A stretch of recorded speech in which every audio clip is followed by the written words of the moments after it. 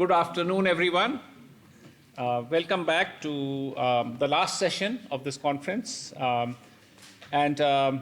So this session will be, the discussant is Lerna Searle, who's a professor of anthropology at the University of Rochester.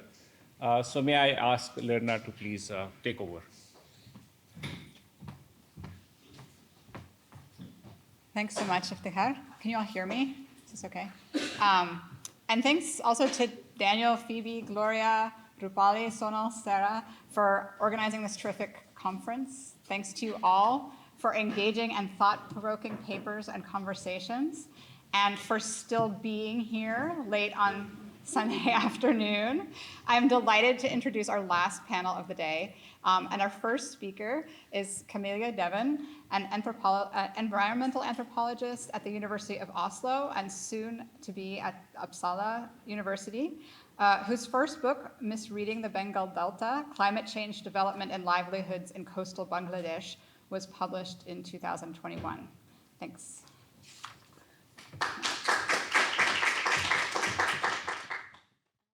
So thank you, Iftika, Rupali, Sonal, and Sarah, for generously inviting me for this fantastic collaborative conversation. And also thanks to Daniel, Gloria, Phoebe for all the help getting me here at home and organizing such a wonderful stay. And thanks to Chris also for all the help with the technical things. So today I also want to start off with thanking and remembering Dr. Salimul Haq, who passed away yesterday. His work and activism has deeply shaped my own research, and I hope to not get emotional. So today's paper focuses on the importance of of environmental history. Can you hear me properly? I'm really bad with mics. A bit like this? Better? Okay, here. Okay. So I want to focus on the importance of the environmental history of flood protection infrastructure to understand challenges in changing monsoon patterns and climatic changes in South Asia, where ethnography or social anthropology can also help shed light on the politics of knowledge production of climate change and the ways in which climate change, when used as a spice or mashallah, to say that certain things are adaptations, such as embankments, that such type of strategies might actually increase floods. So when I was finishing off a water governance research project on southwest coastal Bangladesh in 2011, I was interested in applying for a PhD project that would examine how saline tiger prawn cultivation, Bagda Chingri, weakened flood protection embankments and destroyed the soil with salt, and how rivers and canals were filling up with heavy sediment each year, much in part due to colonial and Cold War era embankments. So when I mentioned my interest in land use and siltation to a fellow researcher, he commented on the increasing amount of financial support for climate change research and proposed that the title of my research proposal ought to mention climate change. Although I followed this advice, I wondered whether this inclusion of climate change deflected attention away from the most pressing concerns that arose during my previous study. So climate change has become a buzzword used to attract donor funding, research funding even, but to what extent do climate-funded projects address coastal vulnerabilities and needs in the Bengal Delta or wider South Asia for that matter? Can climate change as a development buzzword help save the rivers and canals of South Asia in a climatic uncertain future with changing precipitation patterns and temperatures? Oh, yes. So that's also the core. So my paper draws on the book, which is open access for anyone who's interested. So I returned to Bangladesh in 2014 to explore these questions further. And on World Rivers Day, I attended a workshop organized by grassroots environmental movement in Khulna City. The event was at the basement of a concrete building, the parking lot. Instead of cars, the space was filled with rows of colorful plastic chairs facing a table with a large poster with the words "Save Our Rivers" in Bangla hanging above it. And that's a hint to Rohit as well. We were talking about why should we save rivers. But there was no fan, no air conditioning. It was a development meeting conducted entirely in Bangla with no presence of English-speaking international experts or donors. And one of the participants, Mr. Shohid, said, climate change shobche darun mashallah. Climate change is the most amazing spice. Add climate change, poverty alleviation, and gender, and you will have a recipe for success for your development project funding application. But will this recipe help save the river, he asked. So in my book and in this article, I developed the concept of climate reductive translations, drawing on climate change as a mashallah, a spice. But then we could also maybe discuss how theorizing from the global south would mean not having to engage with the global north literature, but straightly just using mashallah as the theoretical framework. Climate reductive translations draws on Mike Hume's concept of climate reductionism. So climate reductionism refers to the increasing tendency to attribute all changes in environment and society to climate. The policy theory in Bangladeshi climate change projects tend to be climate reductive. The country will drown due to rising sea levels caused by global warming. That's the causal narrative chain. That's the policy theory. So with the concept of climate reductive translations, I'm trying to show how different development actors, Bangladeshi, international, different types of NGOs, donors, government authorities, come together to use climate change as a spice to link their particular development intervention or project to the policy theory of climate change. So by climate reductive translations, I'm trying to show the radically different ways adaptation interventions in Bangladesh can take shape and how problematic misreadings of South Asian waterscapes might also result from them in certain cases. So coastal Bangladesh's low-lying topography is often depicted by media, donors, and even scholars as particularly vulnerable to rising sea levels. So in this paper, I problematize the current framing of changing rainfalls and sea level rise as the main causes of floods in the Bengal Delta, especially how it leads to the suggestion that large-scale flood protection infrastructure constitutes climate adaptation. As Zaman pointed out already in 1993, the complete elimination of flooding in Bangladesh is undesirable, for flood is intricately linked to the very survival of the people in this delta country.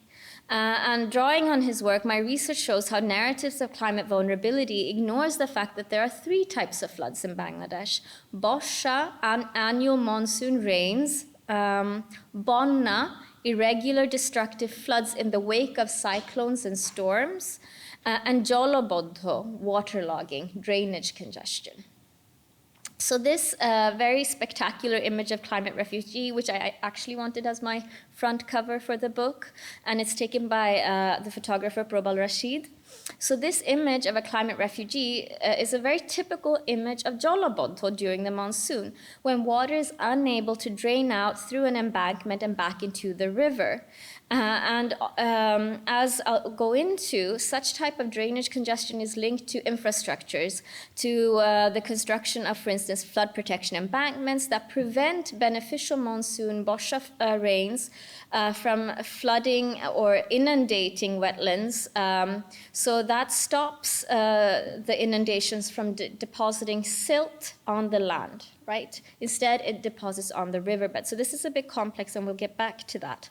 But in a delta known for its heavy silt load, attributing all floods to rising sea levels due to melting ice caps caused by climate change is therefore problematic. It's a climate reductive translations of floods that stops us from discussing the biggest elephant in the room: how existing infrastructures are choking the veins of life of South Asian canals and rivers by stopping silt from depositing, and thus reducing the water retention capacities of vital watersheds, keeping water, excess water, from the monsoon to the dry season, right? So to understand climate reductive translations of floods, and indeed how embankments worsen floodings, we must turn to environmental history of embankments. And again, that goes back to interdisciplinarity. Embankments in the Sundarbans region started off as temporary earthen embankments as mangroves were converted into agrarian lands. So these earthen bunds were built to stop saline intrusion during the dry season, not to stop monsoon floods. And actually, with the 1793 Permanent Settlement Act, what happened was, we were talking about revenue collection and taxation before, and with the 1793 Permanent Settlement Act, zamindars and landowners had fixed rates of revenue to pay to the state. So basically, by clearing Sundarbans, they could postpone taxation demands for a while. So this accelerated the rate of deforestation. So you see the 1779 boundary of the mangrove Sundarban, and how that had gone down to there, the lower part, by 1874. So, and while this acceleration of reclaiming wastelands, as it was called, this meant that arable lands that had been recently cleared came closer and closer to the Bay of Bengal, the saline tidal rivers of the Bay of Bengal. So earthen bunds, archival sources show, were necessary to prevent these reclaimed lands to revert back into waste or mangroves again. They stopped saltwater intrusion during the dry season. That was the main purpose of these first types of embankments in the Sundarbans. And rather, this period saw monsoon bosha inundations described as blessings of fertility for Bengal. So rather than stopping these monsoon inundations of wetlands, earthen bunds were broken during the monsoon to flood the land with river mixed with rainwater for paddy irrigation. So the bosha rainwater merged with the silt-laden river water to deposit silt on the floodplains. The silt raised the land levels and promoted processes of organic decomposition that make the deltaic lands fertile. And these inundated wetlands were or are the breeding grounds for hundreds of spawning fish species and help to irrigate amondhan, rice planted during the monsoon season. So during the British Raj, in 1857 and onwards, or the 1850s and onwards, a centralized government started building permanent embankments since annual repairs of earthen dikes were costly. To justify such large expenditure, the official colonial narrative emphasized that it was the state's responsibility to protect life and property from damaging floods. In this narrative, the monsoon bosha inundation was cast as destructive so as to justify state endeavors to prevent or repair breaches to the embankments. The colonial administration designed and constructed watertight embankments along the Damodar River to prevent wholesale breaches to reduce maintenance costs. The embankments and bridges traversed across the many criss-crossing rivers and canals of Bengal, enabling the construction of colonial railways and roads atop of them, thereby dividing the delta into innumerable compartments, as Iftikhar Iqbal writes in his really critical monograph, The Bengal Delta. This new type of embankment, easier to control and requiring less repairs, simplified the dynamics of floods and monsoons. It was promoted as a scientific technology that would modernize Bengal and was tied to considerable capitalist interest working together with the colonial administration, illustrated by the way this new design was intimately tied to the expansion of railways in Bengal. So prior to the 1850s, there were no railways and very few roads in Bengal. In 1875, riverine traffic was extensive, with boat routes connecting the entire Bengal region.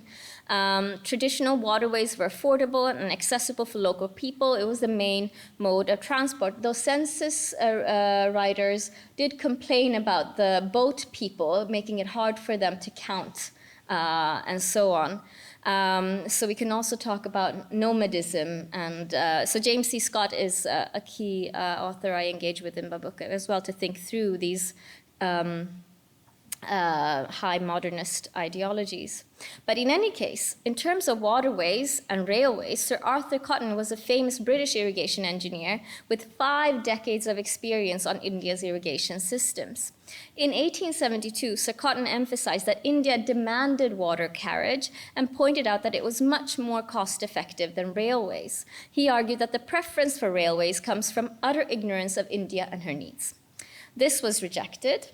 capitalist railway interests in London worked together with the colonial administration under the guise of high modernist ideology to expand railways for goods and military purposes, despite the strong objections of those with local knowledge. So this was already in the 1870s. So these historical infrastructural choices of choosing roads and rails over waterways laid the foundation to many of the water-related problems wetland South Asia is currently having to reckon with. And embankments changed from salinity protection infrastructure during the East India Company and its deforestation of the Sundarbans to flood protection infrastructure from the 1850s onwards. So here we can see a shift from seeing inundations as a blessing of fertility during the East India Company to being constructed as damaging to life and property during the British Raj. And persistently, over time, for over 150 years, embankment interests have ignored how such infrastructure had several negative effects, such as silting up water bodies and causing them to die, as well as causing waterlogging or jolabodham. Post-partition in 1947, foreign donors pushed for concrete embankments in the form of the Coastal Embankment Project when Bangladesh was part of Pakistan. And this was again pushed in the 1990s by donors under the Flood Action Plan. But due to the experience of these coastal embankment holders, Bangladeshi civil society organized collectively and protested and managed to stop the Flood Action Plan. It's therefore notable that this very same infrastructure is now recast and portrayed as climate adaptation infrastructure with little to no protest, because who will say no to climate adaptation, right? So let us go into these modern flood protection embankments, also known as polders, to reflect on the importance of Dutch aid and expertise in promoting these technologies in a silted delta. So here is a map of embankments connected to the Coastal Embankment Project in the 1960s. It was funded by USAID, the World Bank, and the UN with the aid of Dutch consultants, and similar embankments were proposed in the 1990s Flood Action Plan. And now they're proposed by the World Bank as climate adaptation infrastructure. So areas in southwest Bangladesh enclosed by the CEP embankments have lost 1 to 1.5 meters of elevation, while the neighboring unembanked Sundarban mangrove are gaining elevation due to sediment deposited through monsoon flooding. So natural scientists at Vanderbilt conclude that riverbed sedimentation in Bangladesh caused by the embankments pose a greater threat of coastal flooding than predicted sea level rise in the future. So despite the problems caused by these flood protection embankments, the World Bank is spending $400 million on a project to build wider and higher embankment. And embankments are also a big feature of the Delta Development Plan that Bangladesh is undertaking. So this is based on a rationale that embankments constitute climate adaptation. What's interesting to note with the CEP project that started off in the 2012s, or since 2012, is that the World Bank project documents do not mention siltation or the connection between flood protection and the silting up of important water bodies. The logic in these project documents is one, that sea levels will rise and cyclones will increase in intensity and frequency. This will lead to devastating floods and salinity in Bangladesh, and that the best way to protect Bangladesh is to build larger embankments. So the CEIP's project, or the translation of embankments as climate adaptation, is extremely problematic, since higher and wider flood protection embankments will only worsen siltation that chokes up rivers and canals, as well as exacerbate damaging Bonna and Jolabodho floods. So climate reductive translations of floods and how embankments worsen flooding is just one part of the story here. In my book, I also look at how the translation of brackish tiger prawn aquaculture's adaptation fails to take into account the purposeful and historical salinization of the soil during the dry season, and how such saline intrusion can also be reversed through a social mobilization. Third, I look at the history of agriculture and environmental change in the wake of the introduction of high-yielding agrochemicals since the Green Revolution, and how donors cast this type of high-yield agriculture as adaptation. Drawing on multi-species ethnography to explore the emic concept of Shakti life force, I discuss how climate reductive translation of intensive agriculture as adaptation is unsustainable, as it contributes to biodiversity loss and long-term soil acidification. I will skip through a lot of this, and then So what I want to say is, I'm not suggesting that climate change is some sort of adaptation regime or anti-politics machine that imposes itself on Bangladesh. Rather, I want to emphasize how climate change as a spice is dynamic. Its result will depend on the actors that work together in creating a project. Their translation may or may not be locally relevant. And here is an image of a climate adaptation project funded by Brazil and Japan that was locally popular. It hired landless agricultural day laborers locally, provided rural training, and hired them to widen and deepen the heavily silted canals. The project envisaged a greater absorption capacity of monsoon rains expected to increase with climatic variability, while allowing for water storage from the monsoon to the dry season, thus providing a space for fishing and irrigation as a public commons. And scarcity of safe, accessible, and drinkable water is a widespread and pressing problem in my field site, which suffers from high levels of arsenic, salinity, and iron in its groundwater. Most of the people in my field site worried about the lack of safe drinking water, as many ponds are silting up and tube wells are going dry or found to contain arsenic. So when another WASH NGO admitted that they use climate change as a spice to keep getting funding to do the work that needs to be done, I would say this shows ingenuity making locally relevant solutions. So now we are increasingly hearing about locally led adaptation. And what is important, I think, is how to get siltation and the health of water bodies onto this climate agenda so that we do not engage in climate reductive translations of environmental processes that misread waterscapes. And so to conclude by borrowing a bit from Rupali, a close reading of spatial ecologies can nuance the climate change narrative beyond broad-brush technocratic formulations. Understanding climate reductive translations in this context can also generate possibilities to work out environmental solutions for everyday livelihoods in communities depicted as the most climate vulnerable in the world. And perhaps this is a way, again, to borrow from Rupali, we can learn from emergent knowledge structures that have been incrementally working out solutions for the everyday. Thank you.